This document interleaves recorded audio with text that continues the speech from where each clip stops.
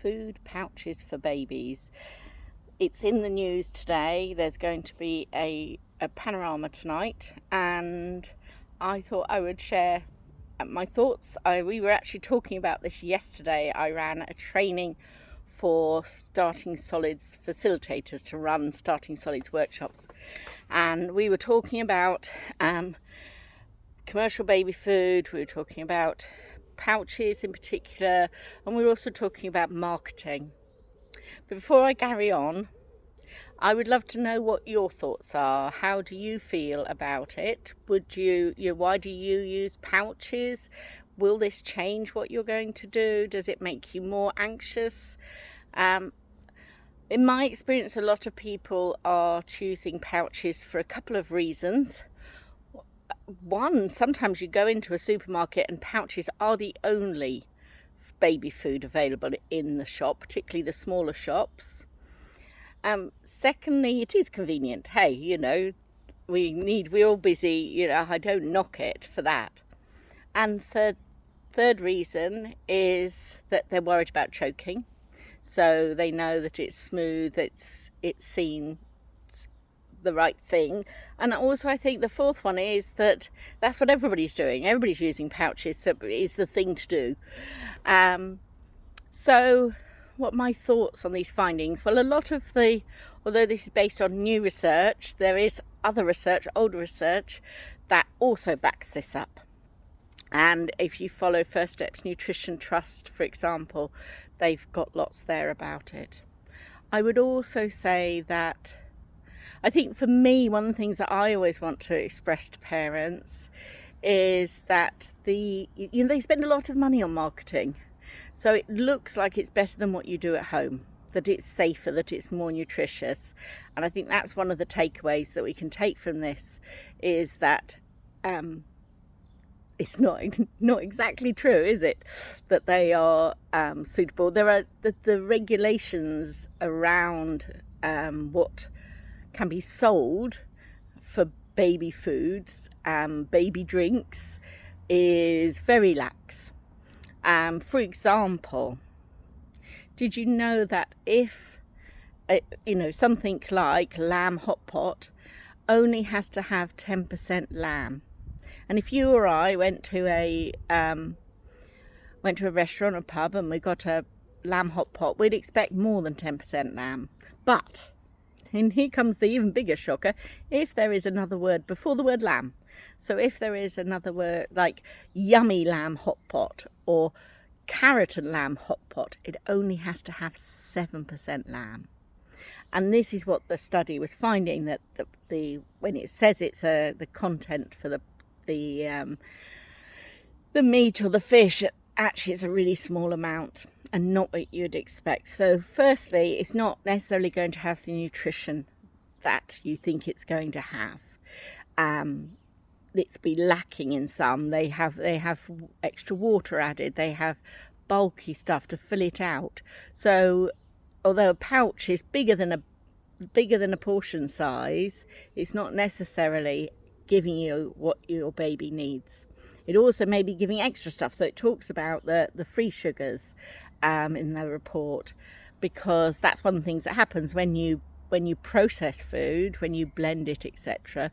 You are breaking down the cellulose in the fruit or vegetable, and that releases the sugar. Anything ends in O's is a sugar, so always check. So they might not have added sugar, but if you look at the ingredients, anything that ends in O's is a sugar. Sucrose, glucose, maltodextrose, they're all sugars. And so you can end up giving your baby a lot of sugar when you're not meaning to, because you bought something, it says it's organic, it says it's got no added sugar, but it's also a lot of food. If you look at the ingredients, they've got fruit juices in. They've got particularly pear juice, because they need the consistency to get it out of that small hole. So it's not necessarily better. I'll do another video about what you can do if you're out and about, but you can take stuff with you, or you can give baby your food. But this is one of the other things that people are doing it because they're worried about choking. And I understand that it's a scary thing to think about, choking, but I think it's finding ways that you can manage that, and I'm going to do some other videos with tips about dealing with that, I think. But there is an issue that babies are not being introduced to textures, because even with a jar you can have lumps, but with they have to be really small lumps, or most of the pouches are smooth. So in order to, your baby's then not experiencing the food and they're not getting used to lumps. So we know that, like, baby-led weaning and, you know, spoon feeding or parent feeding or feeding straight from pouches, there's actually similar levels of choking. You're not more likely to choke if your baby has lumps, as long as it is soft and appropriate. But what we know, there is a difference, that babies who have not had some finger food are more likely to gag, because then when they get onto lumps, they're not used to it. So although you are worried about your baby choking, you may be delaying the issue, and actually giving your baby some finger food, at least alongside giving a puree, can help reduce the amount of gagging that you'll get later on, because they'll get used to it. Obviously, always watch your baby.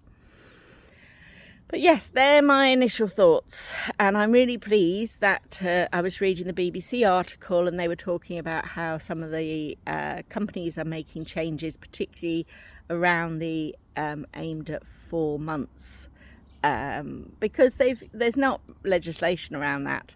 That's why people say, why they label food as suitable from 4 months if actually the recommendation is wait till 6 months, around 6 months, signs of readiness. And it's because they can. When my eldest first had solids, she's almost 30 now, it was 3 to 4 months, it said, and then gradually they dropped the 4 months, and sometimes you saw 4+ months or 4 to 6 months. But yes, the recommendation, there's lots of good reasons to wait till around about 6 months. But if you've got any questions about this, then please drop a comment, drop me a message. I'd love to talk to you more about this. This is my thing. So, and check out I've got a page about starting solids on my website at Chilled Mama, chilledmama.co.uk /starting-solids. All right, take care.